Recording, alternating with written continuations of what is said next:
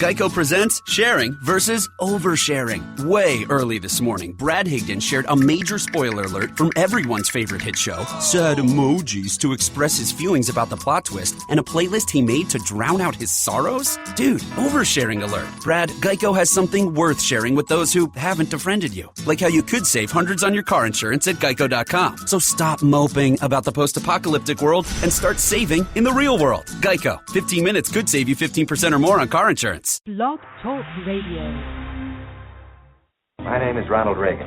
This station daily pierces the Iron Curtain with the truth, answering the lies of the Kremlin and bringing a message of hope to millions trapped behind the Iron Curtain. Grateful letters from listeners smuggled past the secret police express thanks for identifying communist quislings and informers by name.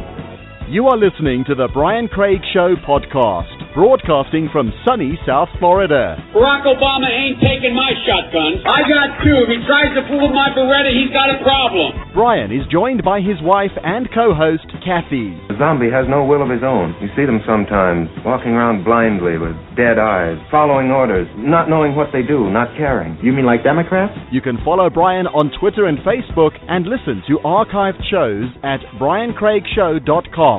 This station is now the ultimate power in the universe. I suggest we use it. You can follow Brian on Twitter and Facebook and listen to archived shows at briancraigshow.com. And now, Brian Craig.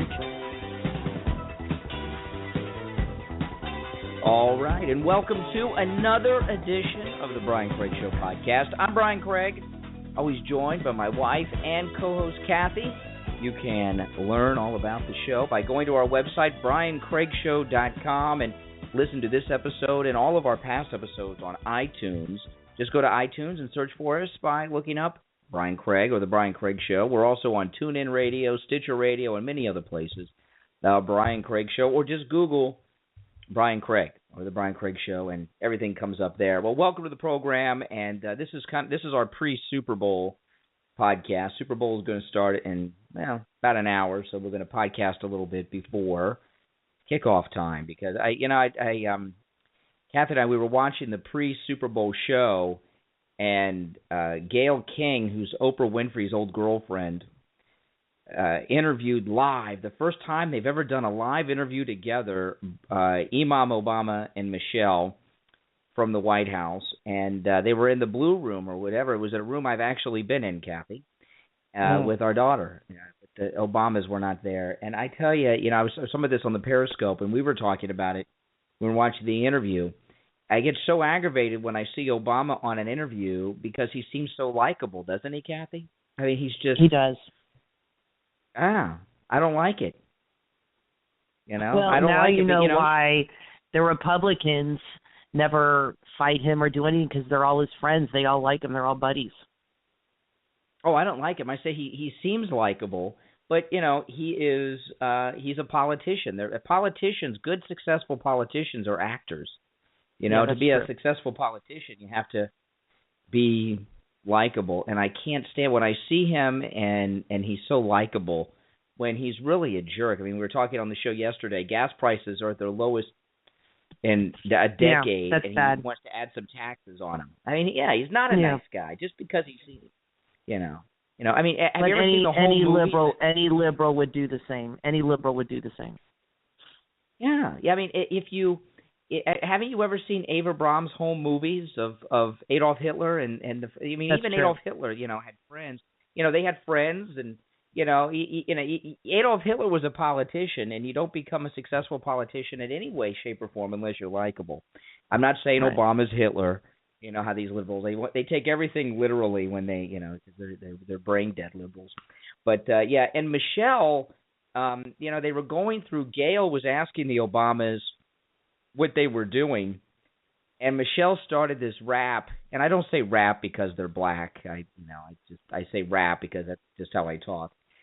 Michelle started this rap about how she was barbecuing, and then Obama started laughing and said, "Don't let her tell stories on." He was the very thought that Michelle might cook something. Obama started laughing, but then he went through what they were eating, and they're eating. They're eating Jeb Bush's favorite dish, which is guacamole. So they've got guac, wings, pizza, and all this fattening food, anything basically that Michelle Obama has taken out of the school lunchrooms to feed children, they're eating at the White House Obama pizza Super Bowl party. Pizza. But then after he listed off their entire menu, she threw in, "Oh, we're gonna have 2 salads too." Yeah, and then Obama said, "But nobody eats those." That's a little passive aggressive, if you ask me. Yeah, that's a little passive aggressive. Yeah, I don't think they like each other. I think Obama said that to embarrass Michelle. Yeah, he said he sit did. there on the table and nobody eats them. Well, yeah, he did. I mean, it's very passive aggressive. Yeah, I saw on it live when I heard television. that. I saw it. On live television. Have you seen? Okay, I'm going to change topics for a second because I just saw a commercial. Now, by the way, is the audio okay? Because we were having some problems. Yeah, the audio all right? Fine now. Yeah, before we get into politics, I have been waiting for a Justice League movie forever. Okay, because I love Wonder Woman, and I grew up watching the Justice League just like you, and I've been wanting a Justice League movie since I can remember. I mean, since they started making all these superhero movies, I'm like, they've got to do a Justice League. I love Superman and Wonder Woman and Aquaman. They're my favorites. I'm not into the Marvel. I'm into the DC comics. And they finally have them starting. They're doing the whole Justice League, starting with this new Batman versus Superman. And I hate Ben Affleck. I mean, he's one of the actors, my top 3 that I don't like. I don't like him, George Clooney, or Matt Damon, those 3. And so they have to cast Ben Affleck as Batman. Can I just tell you, this is the worst. I don't know why they couldn't keep Christian Bale. He was so good. And Ben Affleck looks horrible. And have you seen Batman's suit? Have you seen this suit? No. It is ridiculous. It is like so much armor and metal. He looks like RoboCop, but you know what I mean? But 10 times bigger. He is covered in metal. Like, I don't know how the guy moves. He's not a superhero. You really get a sense of that all of the power is in the suit. There's nothing special about him. He walks around like he's in a suit of armor. It looks ridiculous. Batman is a regular guy. He's a vigilante. No, I know that.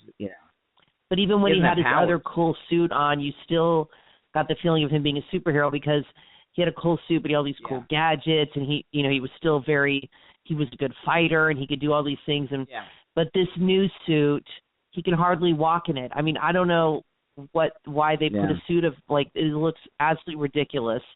So I'm very disappointed because I hate Ben Affleck, and now he's going to be in every Justice League movie. So I don't even know if I'm going to watch them now. It's like ruining. I like everybody else they cast. And, I hate this guy. I heard that Christian Bale turned the role of Batman down, and they offered him $50 million, and he turned it down. And, why? And I got to tell you, for $50 million, I would play Wonder Woman. Right? I mean, if they offered me $50 million to play Wonder Woman, would you want me to do it? I would. He had, let's face it. I think you muted your phone, Kath, because I lost you. I don't hear you. No, I hear you. Hear me, but I don't hear you. I did not mute it. Oh, hold on. Okay, there you are. You're back. I was wondering. Okay, enough. I tell you, these people. I let these liberals have their way in the chat room, and then they start to get kind of nasty. Call right back, Kath. What I was wondering. One last thing on this Superman Batman movie. Okay, so we have this liberal jerk who's Batman. I mean, and if you think about it, it was very funny. Donald Trump, when he was taking the kids. Okay, let me see. You got your back, Kathy? You there, Kath? Hold on.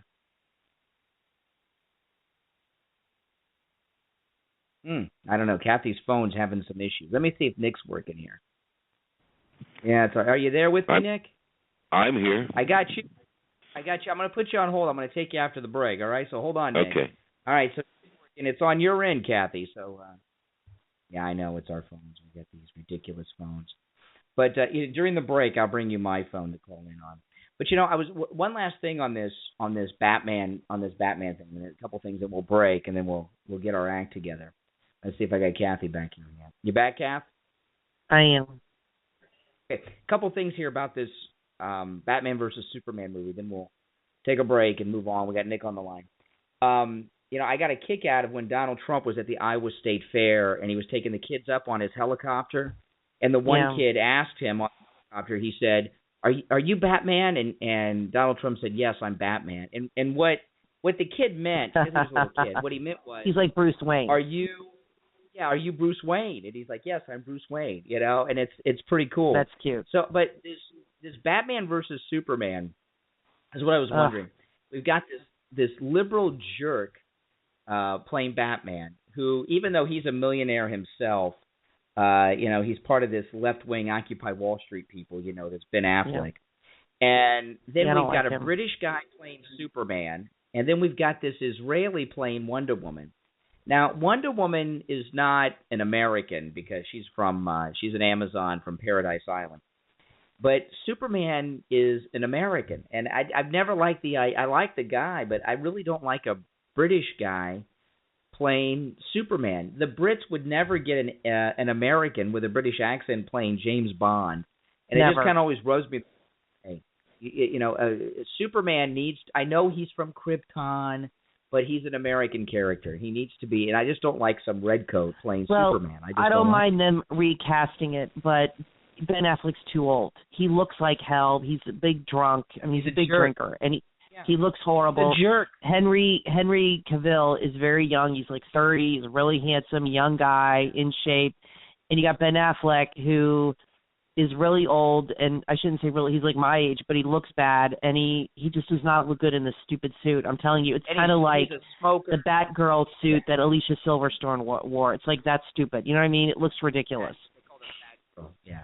Yeah, she looks so stupid in that. Well, I don't like that ruined her career. That ruined her career. No, I don't like him. Yeah, it did. Matt Damon and Ben Affleck are both a couple of jerks. They're just jerks, and they're so typical of the left. They think because they're famous and rich that they know everything about everything. They think they know nothing. They're wise. And I've got news for you. They won an Academy Award for screenwriting. For the screenplay for Good Will Hunting. Very overrated. They were the flavor of the month, and that was that. Now I'm going to take our break. When we get back, we'll talk to Nick in Baltimore. If anyone else would like to call in, please do. Our number 347-945-5112. And when we get back from the break, we'll talk a little bit about this debate last night. Oh my gosh, the Republican debate. I'm so happy that Marco Rubio was exposed for being what he is, a complete moron. So we'll talk about that and much more when we get back, all right? You're listening to the Brian Craig Show podcast. I'm Brian Craig, always joined by my wife and co-host Kathy. We'll be right back. Attention gun owners, firearm enthusiasts, and Second Amendment supporters. Now more than ever, it is so important that you are prepared to protect you and your family from this ever-changing world we live in. 308gillies.com understands this. They're a premier retailer of firearms, ammunition, optics, and all the accessories you will ever need. In fact, they have over 40,000 products to choose from. 308gillies.com stocks all the top brands like Browning, Colt, Glock, and many more. You will find great deals at very competitive prices. Veterans and law enforcement officers receive a store-wide discount. Just present proof of your service. Free shipping on orders over $199. When you visit 308gillies.com, visit the Pro Shop, join the Buyers Club, and receive a store-wide 10% discount. Look for the Make an Offer button to name your own price on select items. 308gillies.com. GHILLIES. 308gillies.com. Veteran-owned and operated.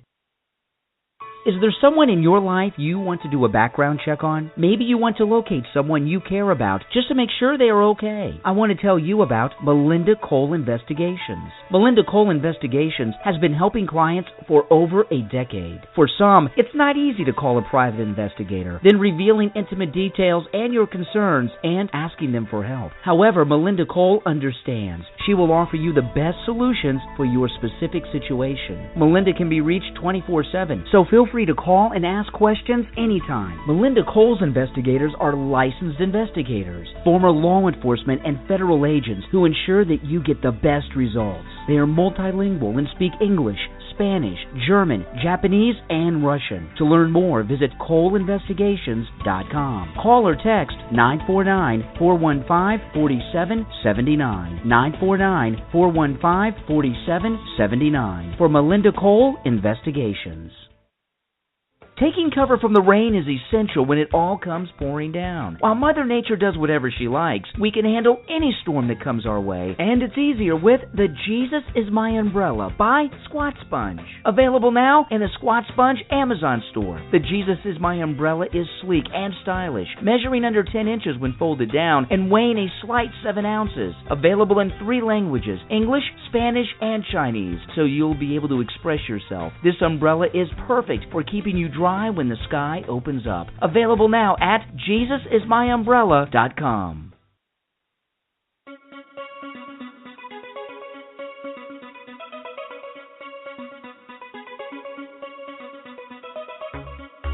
You are listening to the Brian Craig Show podcast, broadcasting from sunny South Florida. Brian is joined by his wife and co-host, Kathy. You can follow Brian on Twitter and Facebook and listen to archived shows at briancraigshow.com. And now, Brian Craig.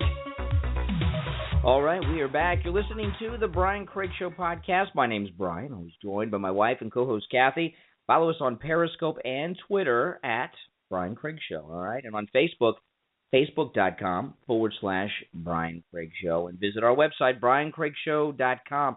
Yeah, so the Republican debate last night, I got to tell you, was the best. Out of all the debates we've had this year, that one was the best. And I'll tell you, these ABC reporters, they lean to the left, it's the media.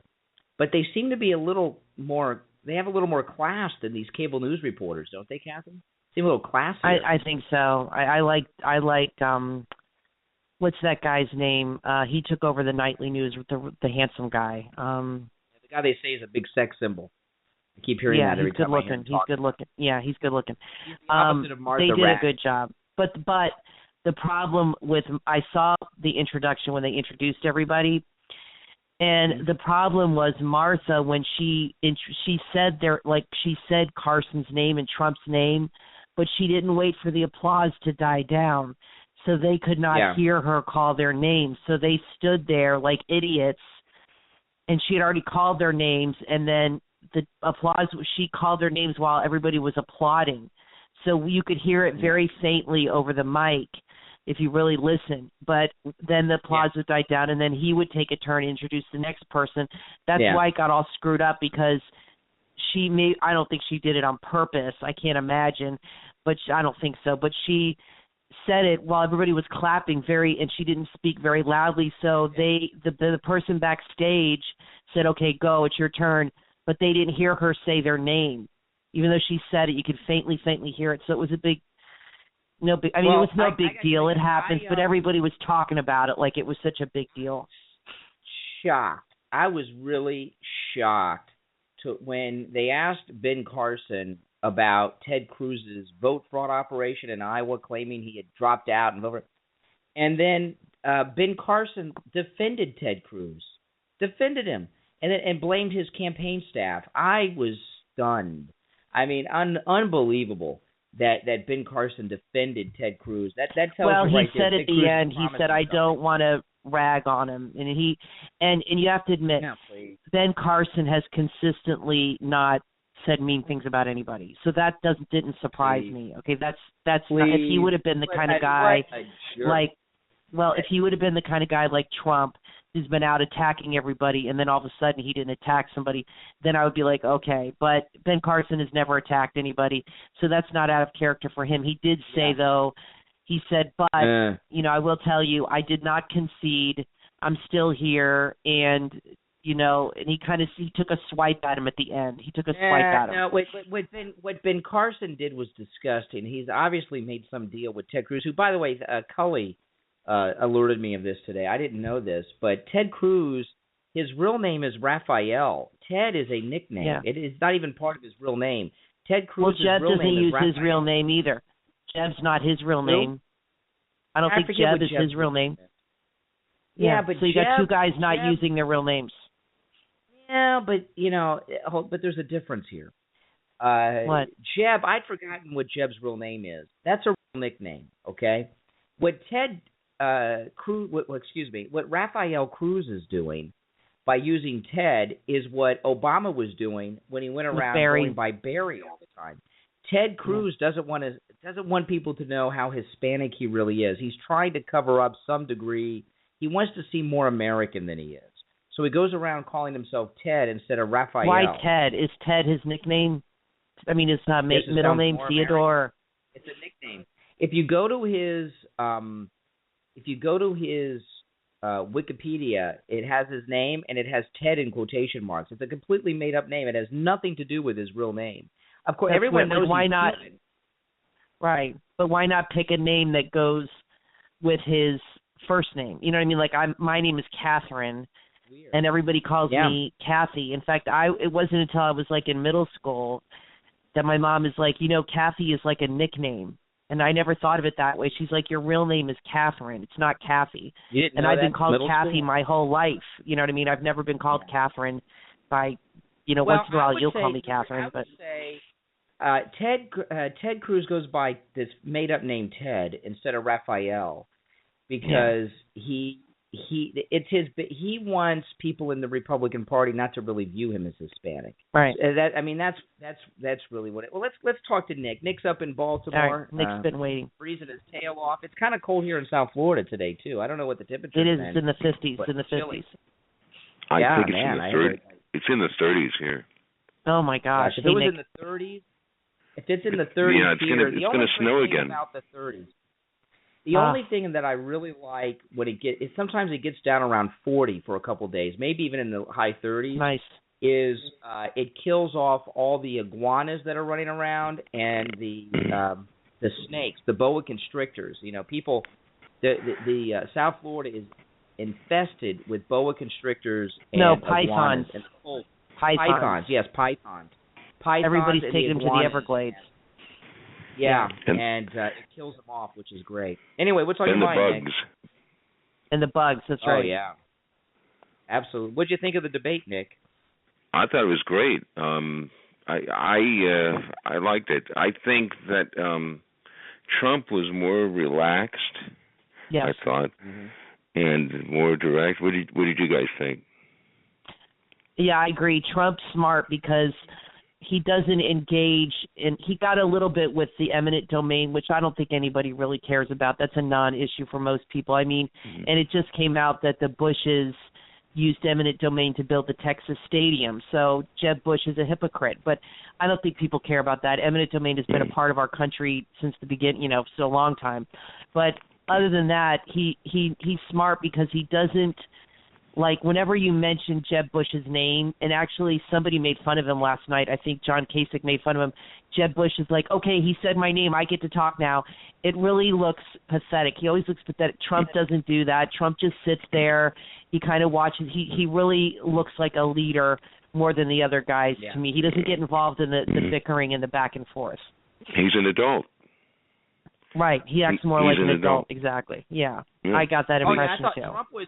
I would say last night's ABC debate, I think, was the best debate of them all. And, I am so happy that Ted Cruz was exposed to be what he is. He has some catchphrases that are memorized, and he can't. You mean Marco Rubio? You mean Marco Rubio? Who did I say? I said Ted Cruz. You're getting them all confused. I got my Hispanics mixed up. They all look alike to me. Oh no. Yeah, Rubio looks bad.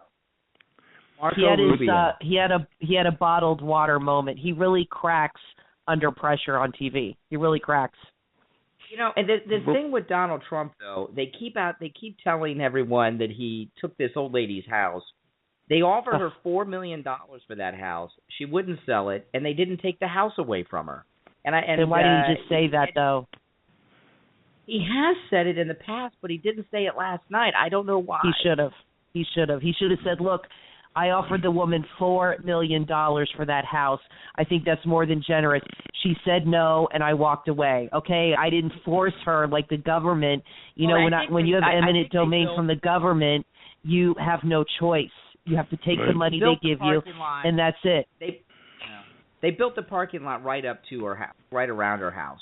So she was kind of bordered by the. As what I heard. Well, I don't she had know. her chance. You know what? Listen. I think Trump makes a very good point that if you are opposed to eminent domain, how are you going to get the Keystone Pipeline bill? And, Trump brought up something, I don't know how many people picked up on this. He made Jeb look stupid when he asked him, Jeb said he supported it for the Keystone Pipeline, and then Trump had asked him, is that public or private? And he said public, and then Trump said, well, no, it's a private venture, which I didn't realize that Keystone is a private venture. It's a company, it's a corporation. Yeah. Trump is, I tell you, I watched him speak today in New Hampshire. He had a speech, and Donald Trump has, last night in the debate when they were talking about, Martha Raddatz was just obsessed with, would you bomb North Korea? And Donald Trump had the best answer. None of them had a decent any answer, really, on how to deal with North Korea. And then Donald Trump says, well, wait a minute, they're funded by China, so I would go to the Chinese and have China put pressure on North Korea, and they would stop it. And that was amazing, what that answer. And I don't know, did he get any credit for that great answer? No. I didn't see it. It was brilliant. No. And, it's a good point you guys bring up about that, because that's a good way to prevent a war. Mm-hmm. I would be more trusting of Donald Trump's finger being on that button than the current occupant of the White House. You know what? You know what it is about Trump that he understands? Mm-hmm. Everything's about money. Everything in this world is about money. All these deals, all these things with all these countries, it's all about money. And he understands money better than anybody. Like he said with ISIS, he basically said, I don't have to go to war with ISIS. You cut off their funding. That's it. They're done. I mean, that is what you do. These groups and these countries, it's like my mom says, money talks and BS walks. It's all about money, and Trump understands that, and that's how you deal with all of these countries is you hit them with the bottom line, and you make it so we are financially in a better place. They keep asking Donald Trump, trust you with the button. Donald Trump has been against every war, from Vietnam till today. Yeah. I don't know why they think he's some type of warmonger. He's always against he was against Iraq. He was against Vietnam. And, another thing with you say you would trust Trump more than Obama. The reason that Obama is not one to trust is because he won't use our military to defend us. He wouldn't. Right. If we were under a nuclear attack, I would not try. Not that I think one would happen, but if we were under a nuclear attack, would you trust Obama to launch a counterattack? I wouldn't. No. It would make us take the hit. Well, the answer to your question also is we have been under attack by these groups, and we've had attacks in our homeland, and he's done nothing about it.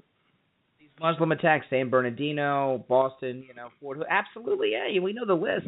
It's disgusting. So you need someone who's tough, that people are a little afraid of. One of the things about they all talk about Ronald Reagan, but Ronald Reagan used the military, and countries were afraid that he would use it. So that's how he got things done. But Donald Trump just has such an understanding in such a different way that when you watched Marco Rubio last night, and this isn't just Marco Rubio. This is true of Rafael Cruz and Bernie Sanders and even Hillary.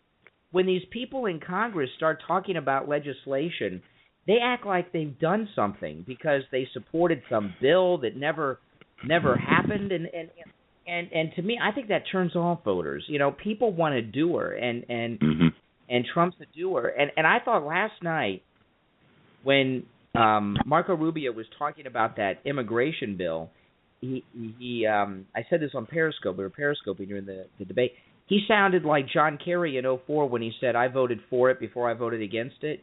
I mean, that's how Rubio sounded last night. It was really revealing. It really is. Yeah. It was. But the ABC people praised him.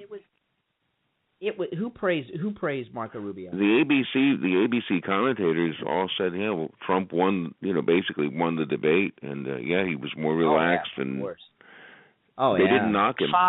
Fox downplayed Rubio's They totally downplayed it. Brit Hume was like, Fox hates Trump. They just don't even hide it anymore. Brit Hume was like laughing at him over the eminent domain, over his answer, like, oh my gosh, to say the old lady just didn't want to sell her house and that's his defense and blah blah blah blah blah. He said, I just can't believe he said that. They laugh at him, and they were like, oh, Rubio had a flub, but other than that, he had a good night and he brought in a lot of money and blah blah blah.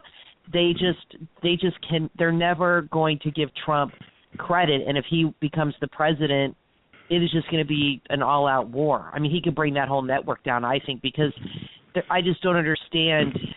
You know, he's so popular with the Republicans, and most of their audience is Republicans, and you cannot tell me their ratings are not taking a hit.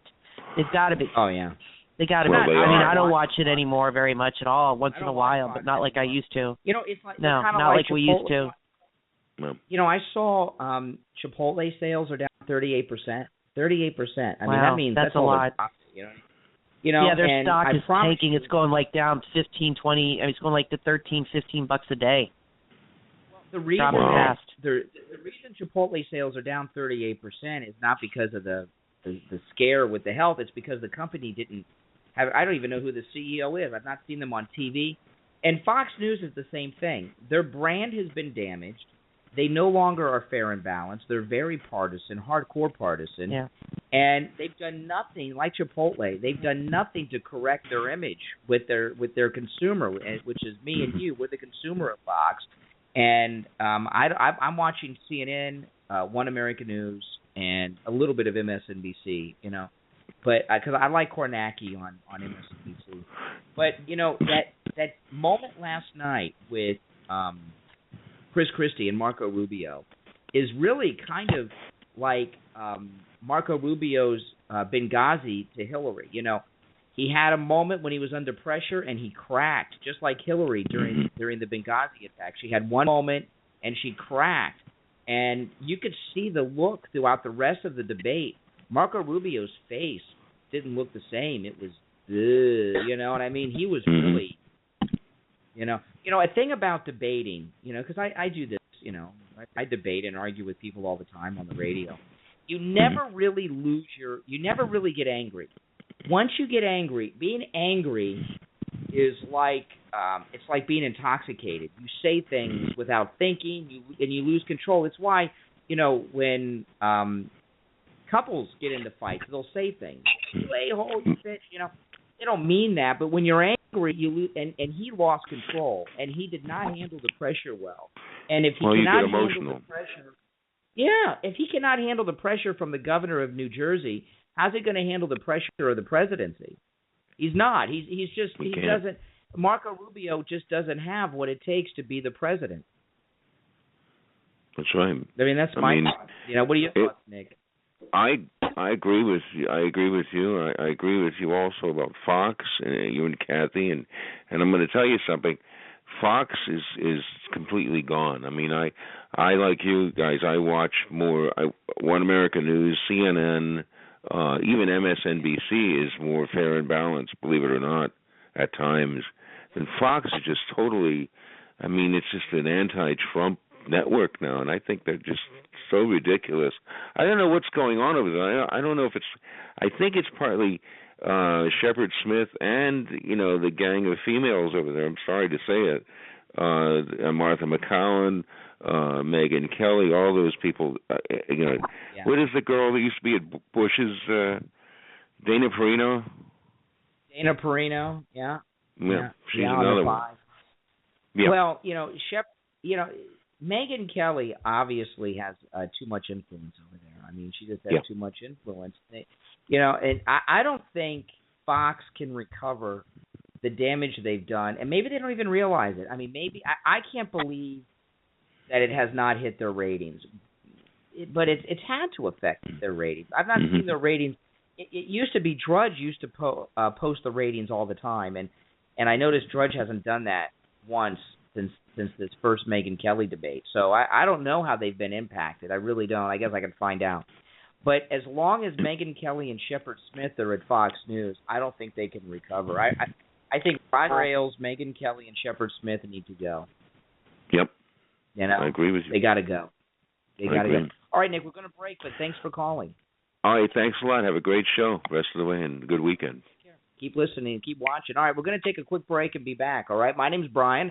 I'm always joined by my wife and co-host Kathy. You're listening to the Brian Craig Show podcast. Visit our website, briancraigshow.com. We'll be right back. When you're in business, you need to stand out. The best way to do that is to have a custom logo for your business, one designed by a professional graphic designer. And that's what you'll find at GraphicCorner.net. At GraphicCorner.net, you can have a custom logo designed for you for just $29. There are no hidden fees, just $29 with unlimited revisions. That's right. GraphicCorner.net isn't done until you are sure the logo fits exactly what you want. If you're a large company or have your own work-at-home business, a custom logo created by GraphicCorner.net will make an impression on your current clients and help you bring in new clients. Go to GraphicCorner.net right now. Look at the portfolio of logos they have created. You will be impressed. GraphicCorner.net, bringing logos to life.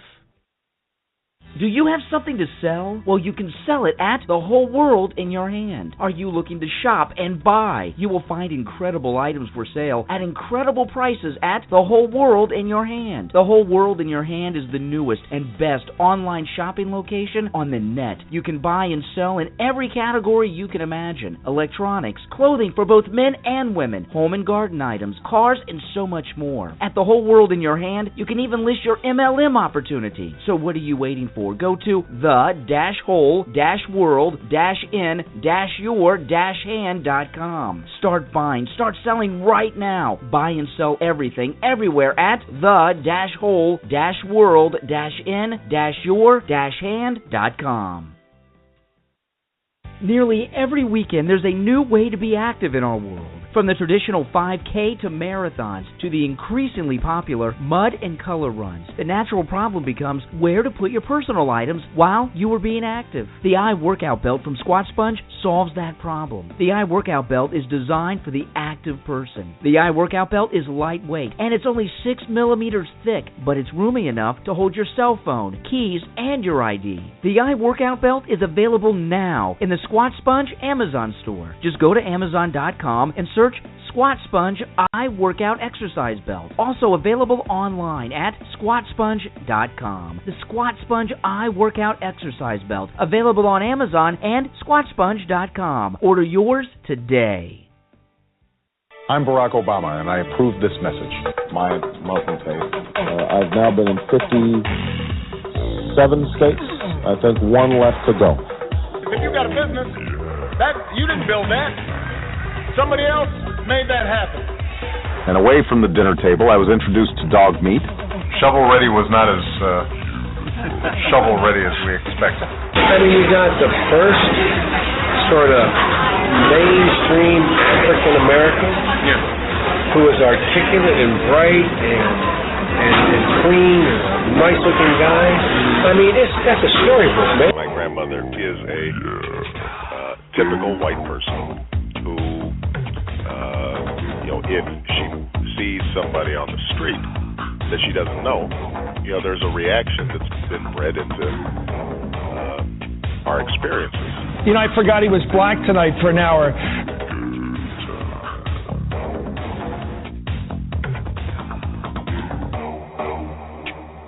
All right, we are back. Podcast. I'm Brian Craig. My wife, Kathy. Visit our website, BrianCraigShow.com. Watching us live, streaming on Periscope at Brian Craig Show. Follow us on Twitter at Brian Craig Show. Oh, boy, I tell you, the racism of the left, they're all over Donald Trump for the things he says. And in that little montage I have, you have Joe Biden, who they're talking about being the savior for the Democrats in the election. Joe Biden's shocked that there's a black man who's clean, bathes, and can speak in an articulate way. Right. The Chris Matthews one, though, is in fact, Joe Biden says it's so unusual that you've got a black guy who bathes and is articulate. Someone should write a book about this Negro because it's so unusual. I can't believe he said that he's clean and articulate. I mean, that is the most racist thing I've ever heard. Someone should write a book about it. And if someone should write a book about it, it's so crazy. Unusual. I mean, my well, God. You were saying how you didn't like. You were saying how in that interview with Obama, today, you're like, I hate to see him seem like a nice guy, but when you play that clip, you know he's not a nice guy. He's a jerk. I remember when he said people about their business. How insulting is it to people to say you didn't build your own business? And he is so into big government. There's no individuality with Obama or with any Democrats. It's all about the government, big government. They're responsible for everything. I mean, they have such an inflated sense of themselves. That tells you right there that they just look at us as nothing. We're just peons. You know, people work their whole life and spend 15 hours a day at their business, away from their family, away from their kids, so they can have a roof over their head and put their kids through college, but they don't work. I mean, but the people that he pays and gives welfare to, I guess they're better citizens than somebody like that. What a jerk. Yeah, absolutely. This thing with he's not a Elizabeth nice guy. Warren is the one. Elizabeth Warren started that "you didn't build it" thing, and Obama picked up on it. How insulting. This is, by the way, for those that are watching on Periscope, this is our pre-Super Bowl show. We will be stopping. But we're not talking about football. No. Well, yeah, because it's most people will listen to the podcast tomorrow or next week or next month, so we're going to be talking about the Super Bowl. It hasn't happened yet. But Elizabeth Warren started that "you didn't build it" crap. And she gave a pretty long speech, and she says, if you own a factory, by the way, she's the liberal Democrat senator from Massachusetts that replaced Scott Brown. She said, if you own a factory, your employees were educated in a public school, and your employees drive to work at your factory on a public road. That's the mindset of Obama. So when I say I hate to see him seem like likable on these interviews, it's because he's not likable. He's nasty. Oh, yeah, Cully had mentioned Madeleine Albright. Madeleine Albright, who, she came out, she endorsed Hillary and said something about women got to stick together.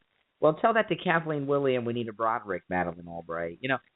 Hillary is getting these endorsements from these Democrat women. They're all so freaking old. These Hillary endorsements are like from great grandmas, and it's like the old folks' home. It's hard to believe, but when I was watching that ABC debate last night and they had Stephanopoulos there, I can't believe how old his face has gotten. I mean, I remember when he was Bill Clinton's spokesperson during the campaign, and he was like a kid, and he was so young. Yeah, he was like in his 30s. Yeah, and these people, he was a young guy for that kind of job. And these Madeleine Albright, we're getting old right along with them. Yeah, I know. We're not getting younger as they get older. We're getting older too. I know, it's crazy. When we were watching, depressing. They did this story on television we were watching earlier where they interviewed all the guys that ever announced for the Super Bowl, and one of the guys, I don't know his name, but one of the guys, he looks so damn old, and then they showed a clip of him announcing a Super Bowl. That was a long time ago, and that's how I remember him. You know what I mean? I just can't believe how old some of these people have gotten. But I'm not. Well, if you look at everybody supporting Jeb at all his town halls, they're all over 75. They're all old people. We saw Jeb today talking to a group. I think it was as large as 40 people there, and which is a big group for Jeb. And they were all like retirees. No, all older people. And the thing about talk radio, because we're going to talk radio. Talk radio, there's a lot of older people that listen to talk radio, but there's also a lot of younger people. And nothing against the old people that listen, but when we have an appearance or something, it's nice to see that we got young people too that are still working. Yeah. You know what I mean, and produce, not just a bunch of retirees. You know what I mean? To me, the old retirees are a lot like the young people. They're so, I don't really care about their opinions so much. Melissa Harris Perry on MSNBC today had a bunch of college kids on talking about the political process and what they're doing, and who gives a crap? Here they are going to college, living off mommy, daddy, or student loans or something. They're not grown-ups. They're still children. Who cares what college kids think? Really, I don't care. They have no understanding of what the freak's going on, and they're children. No, they don't. When I was in college, I thought, when you're that age, and you think you know everything. You think you know everything about the world. And my parents would tell me things, and I would laugh at them behind, not in a mean way, but I'd be like, whatever. They think they know everything. Yeah. And you don't know crap when you're in college about real life. You know nothing. I mean, some people obviously have a harder life than others. I understand that.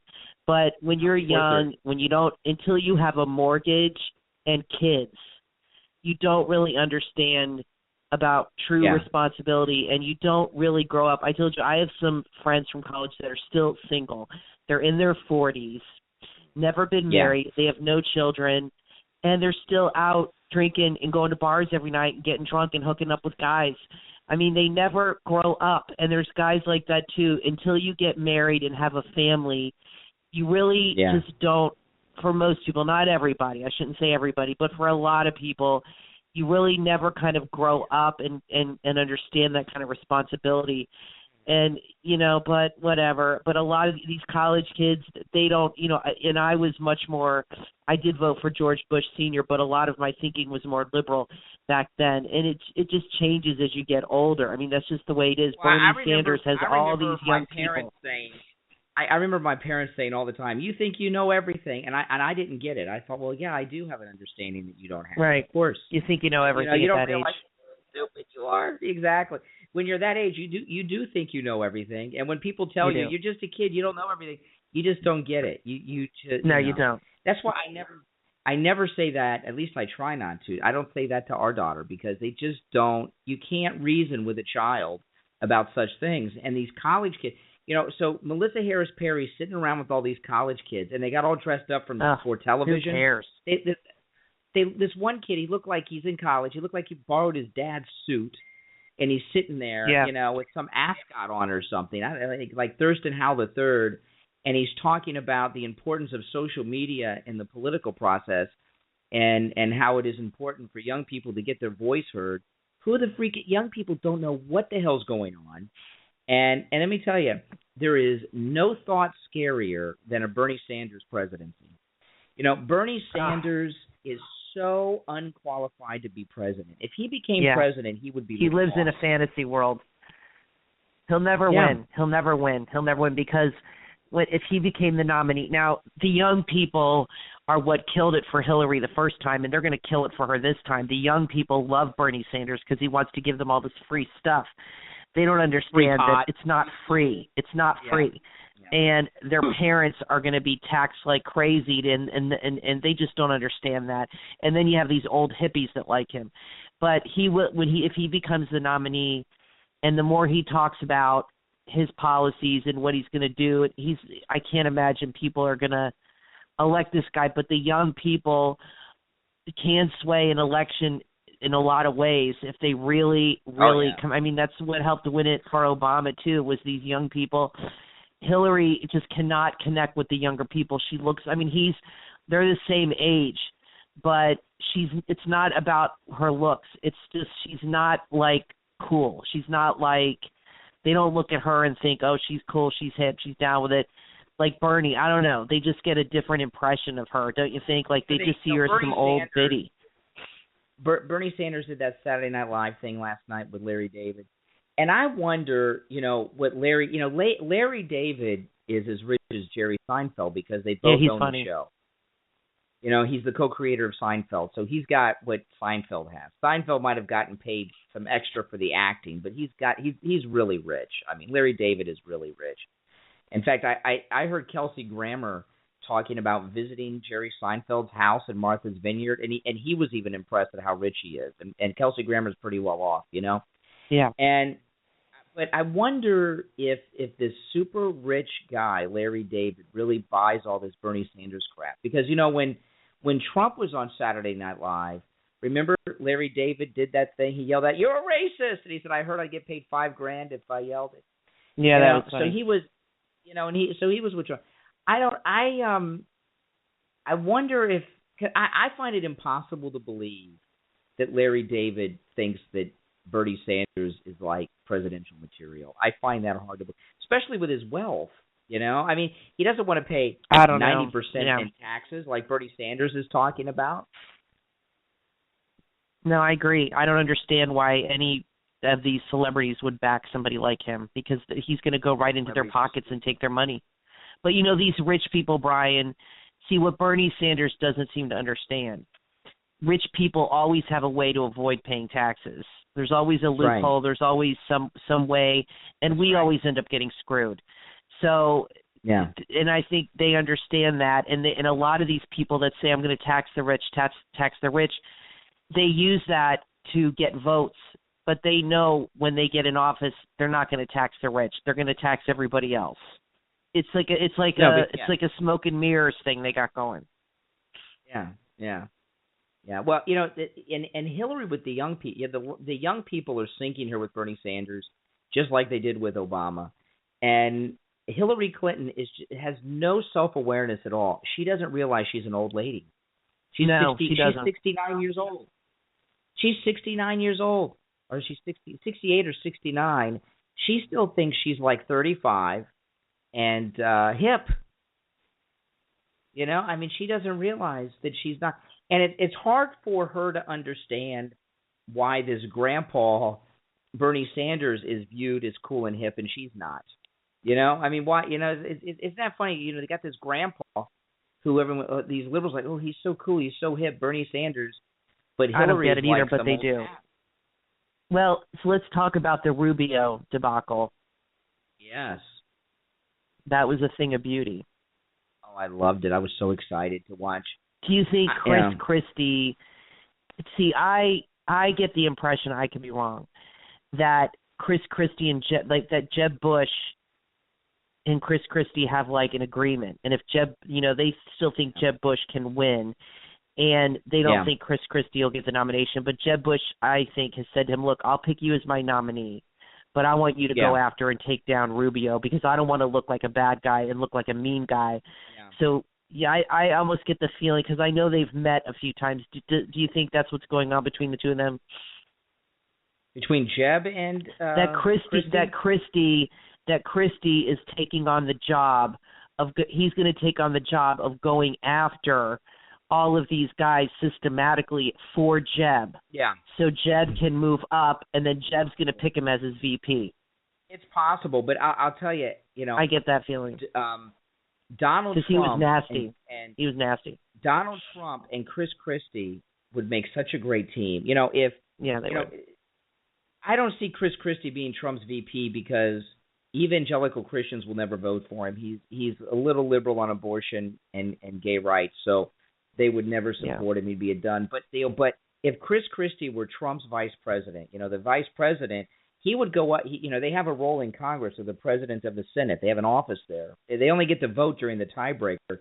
But Chris Christie, they have like that whip in Congress that whips the votes together. Chris Christie, if he were Trump's vice president, would be up there on Capitol Hill whipping these congressmen into shape to do the right thing for President Trump. And he would just be such a great vice president. It would be amazing to see Trump and Chris Christie as a team. They would kick so much ass. But I think he's going to pick Huckabee or Scott Brown. I think he's going to pick one of them. I think Huckabee or Scott Brown. He's got to pick a politician. I can't imagine he's going to pick another businessman. Well, they typically, everybody analyzes Trump like a typical politician, but I don't know how else to do it. But, usually when they pick someone, not always, but usually when they pick someone, it's to help them get certain votes, and Huckabee would firm up the evangelical vote. Yes, he would. That'd be a good pick. But I just evangelicals definitely vote their religion. They definitely vote their religion. That's a huge chunk. I would love to see Chris Christie as Trump's vice president and just kicking. These two guys are fighters. They don't mess around, and they don't back off of people. No, they don't. They're not. They kick so much ass. And, it was last night at that debate, and then Donald Trump came out with some more details later, when he got booed, when he told Jeb to be quiet, which I thought was great. And Jeb, shut up. And then he got booed. Yeah, he did. And then he said those are all his donors and supporters. He said, I tried to get tickets, and the RNC told me that it's all donors out here. And then you saw Trump today say what happened is they gave tickets to a bunch of the college kids, and the donors They scalped him to the donors. And Trump said he only had 22 tickets to the debate. Is that what he said? 22? 20. He got 20 tickets. Donald Trump, the front runner, got 20 tickets to the debate. And, when he said these are their donors, that no one's ever done that before. I mean, that was his story. And it's true, and everybody knows it. I've and never they said that on CNN. They would never say this on Fox, but on CNN, they were, oh my gosh, they're bringing out all these old football players. They're all shrunk. They're all shrunken, and Larry Zonka is like, he's unrecognizable. Joe Namath, they're like little old men. Franco Harris, all these guys are old as hell. Anyway, Trump said that, and everybody knows it. And on CNN, they would never say this on Fox. They even bring it up, but on CNN, they said it's true. They said that audience is not a reflection of the voters. It is all donors and people that have donated. And Jeb Bush has a lot of money. See, Trump isn't spending his money and wasting his money. Like Jeb Bush is trying to buy his way into the presidency. And he's so pathetic that his people that Jeb's people went out and bought Jeb's people with their $100 million in campaign money. Jeb's people went out and bought the tickets from the college kids to give them. They were scalping them. They were scalping them. That's right. And only Trump has brought this. No one other than Trump has ever mentioned anything. This behind the scenes thing. These debates, this behind the scenes stuff, no one's ever talked about before Trump. Right, and that's it's so refreshing. And that's why that's one of the big reasons they're scared of him. He's like telling what goes on behind the curtain. Brian. Wizard of Oz. It's so pathetic when you think about it that Jeb Bush has to resort to getting his people in to boo Donald Trump just so it looks good on TV, just so he thinks, people will hear him getting booed and they won't vote for him anymore. I mean, it's really a pathetic attempt. They really should do the debate without a studio audience. The audience is always filled with donors like last night, and the boos and the claps and the applause and all this stuff, it's meaningless, and it gives the audience watching at home a false impression of support or disdain for different people. They should be done without studio audiences every time. Every time. I agree. But the thing, when Trump told, and then today on the interview he gave more detail about how Jeb used his campaign money to buy the tickets to give the donors.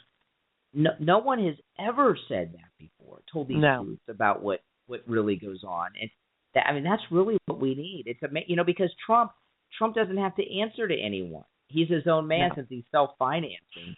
It's the freedom that great wealth gives you is amazing, isn't it? It's true freedom. None of us are truly free until you're like, he doesn't even have a board of directors, Trump, right? He owns the company. So it's amazing the amount of freedom, and he's a good guy. The thing that amazes me the most about Trump is how he's so like regular people like me and those of you listening, how he relates to it. It's amazing. Yeah, it's amazing. Well, listen, we're going to sign off because it's time for the Super Bowl. So I want to sign off a minute or two so we can get ready for the kickoff. But follow me on Periscope if you're watching because we are going to scope during the game, all right? So make sure you check that out. All right, you're listening to the Brian Craig Show podcast. My name's Brian, always joined by my wife and co-host Kathy. Visit our website, briancraigshow.com. Also, you can listen to this episode and all of our past episodes on iTunes. Just go to iTunes and search for The Brian Craig Show. We're also on TuneIn Radio, which is a great app. See, 90 seconds for counting me down. And Stitcher Radio as well. And follow us on Twitter and Periscope at Brian Craig Show. All right, everyone, take care and follow me on Periscope. All right, take care. Have a great day. We'll be back with a new show later this week. You're listening to The Brian Craig Show podcast.